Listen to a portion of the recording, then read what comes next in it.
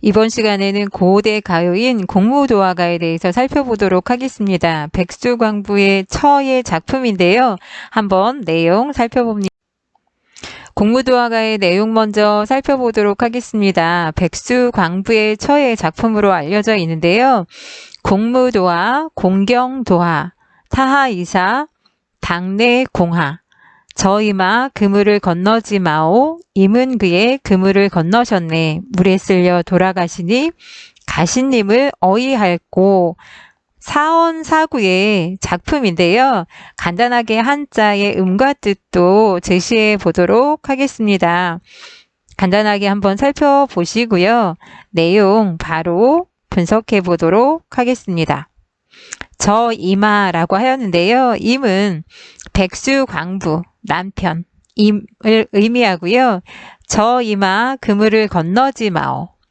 임이 물을 건너는 모습을 보면서 한 여인이 물을 건너지 말라고 만류하는 장면인데요. 일행에 제시되고 있는 물은 사랑을 의미합니다. 임에 대한 충만한 사랑을 의미하고 건너지 말라고 만류하고 애원하는 모습이 드러나고 있고요. 임은 마침내 결국 그물을 건너셨네. 임과의 이별을 상징하는 부분이라고 할 수 있습니다. 삼행에서는 물에 쓸려 돌아가시니 여기서 물은 죽음을 상징한다고 볼 수 있고요. 임의 죽음으로 인한 비애가 드러나고 있는 부분입니다. 가시님을 어이할고 슬픔과 탄식을 영탄적 어조로 표현하고 있는데요. 체념의 정서가 잘 드러나고 있습니다. 공무도화가 내용 분석 다시 한번 살펴보도록 하겠습니다. 공무도화가는 한역시가라는 표현을 쓰는데요. 우리말로 불린 것을 한문으로 옮긴 시를 말합니다. 그래서 공무도화 그러면 한행이 네 글자로 되어 있는 것을 사언이란 표현을 쓰고요. 지금 사행으로 되어 있잖아요. 그것을 사구라고 해서 사언사구의 한역시가다라는 표현을 씁니다. 네 행이기 때문에 기승전결의 구조라는 표현도 쓸 수 있는데요. 저이마, 임은 남편, 백수광부를 의미한다고 앞에서 살펴보았고요. 그물을 건너지 마오, 임에 대한 만류가 드러나고 있는데 물은 중심 소재이면서 지금 시상의 흐름에 따라서 의미가 바뀌고 있습니다. 일행에서는 사랑을 의미하고 있는데 임에 대한 만류가 드러나고 있습니다. 애원의 정서가 드러나고 있다라는 말 하였고요. 임은 마침내 그물을 건너셨네. 임과의 이별. 그래서 임이 건너지 않기를 초조하게 바랬는데 임이 결국에는 그물을 건너셨다라고 해서 이별의 정서가 드러나고 있습니다. 물에 쓸려 돌아가시니 임의 죽음을 상징하고 있고 임의 죽음으로 인한 비애의 정서가 잘 드러난다고 하였습니다.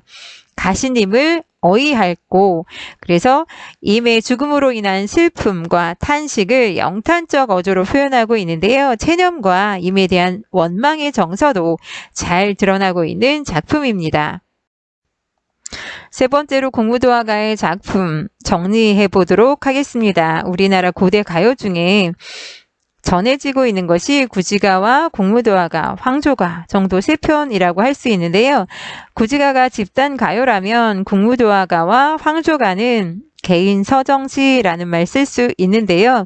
이 작품은 개인 서정시로 넘어오는 단계에서 황조가와 더불어 가장 오래된 작품으로 꼽히고 있는 작품입니다. 갈래를 살펴보자면 사언사구의 한역 시가이고 고대 가요이고 개인 서정시입니다. 성격은 임을 잃은 슬픔을 드러낸 애상적인 성격과 개인 서정시이기 때문에 서정적이라는 표현 쓸 수 있고요.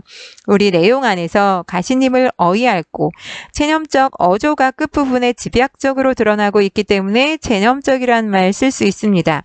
중심 소재는 물인데요. 물은 원형심상을 가지고 있는 시어입니다. 그리고 시상이 전개되면서 사랑에서 이별, 죽음의 의미로 의미가 변화되고 있다는 것 확인할 수 있었습니다. 주제는 임을 잃은 슬픔, 이별의 정한이 잘 드러나고 있는 작품입니다. 이별의 정한은 우리나라 전통적인 정서라고 할 수 있는데요. 황조가에서도 드러나고 있고 고려가요 가시리와 서경별곡, 조선시대 황진이의 시조, 그리고 현대 김소월의 진달래꽃이 그 계보를 잇고 있다고 할 수 있습니다. 특징을 보자면 고조선 시대의 노래인 공무도화가는 고구려 작품인 황조가와 더불어 우리나라 최고 가장 오래된 서정가요라고 할 수 있고요. 집단가요에서 개인서정시로 넘어오는 단계의 노래입니다. 연대는 고조선 시대이고요. 해동 역사와 고금주에 전해지고 있습니다. 네 번째로 공무도화가 소개합니다. 소개하는 영상을 맨 앞에 지시하지 않고 뒤로 뺐는데요. 본문의 내용부터 한번 살펴보라는 의도에서였습니다. 이 작품은 배경설화와 함께 한역되어 전해지는 작품인데요. 우리 민족의 정서인 이별의 정안이 잘 드러나고 있는 고대 가요입니다. 황조가와 고려가요, 가시리, 서경별곡, 조선시대 황진의 시조와 현대 김소월의 진달래꽃으로 이어지는 우리 민족의 대표적인 정서라고 할 수 있는 이별의 정안이 잘 드러나고 있는 작품입니다. 배경설화와 함께 전해지고 있는 이 작품은 작가에 관해서 약간의 이견이 있습니다. 백수광부의 철하는 설과 광리자고의 아내인 여옥이라는 설인데요. 일반적으로는 백수광부의 처의 작품으로 보고 여옥은 단지 공우라는 악기를 타면서 이 노래를 부른 것으로 보는 것이 일반적인 견해입니다. 고대가요 공무도화가의 배경설화를 소개합니다. 이 노래는 중국 문헌인 고금주에 전해지는 것으로 해동 역사에 옮겨놓은 후에 널리 알려지게 되었다고 합니다. 고조선 시대 진졸 뱃사공인 광리자고가 어느 날 새벽에 배를 손질하고 있는데 하얗게 센 머리를 풀어헤친 미친 사내 백수광부가 술병을 옆에 끼고는 비틀거리면서 강물을 건너는 것이었습니다. 그리고 그 뒤를 아내로 보이는 여인이 쫓아가면서 만료하였지만 듣지 않고 마침내 백수광부는 물에 빠져 죽게 됩니다.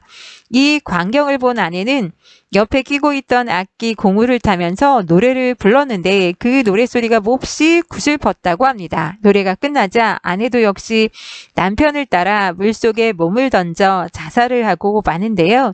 순식간에 일어나는 엄청난 사건을 목격한 광리자고는 집으로 돌아와서 자기 아내인 여옥에게 이 노래와 함께 이야기를 들려주게 됩니다. 이 말을 들은 여옥은 공우를 타면서 공무도화가를 구슬프게 부르게 되는데요. 여옥은 이 노래를 이웃에 사는 친구 여용에게 가르쳐 주었고 많은 사람들이 따라서 부르면서 온 나라 안에 퍼졌다고 합니다.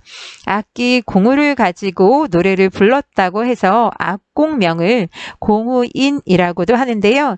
이 작품의 배경설화를 통해서 그 당시 여인들의 체념적인 삶의 태도를 읽을 수 있는 작품입니다.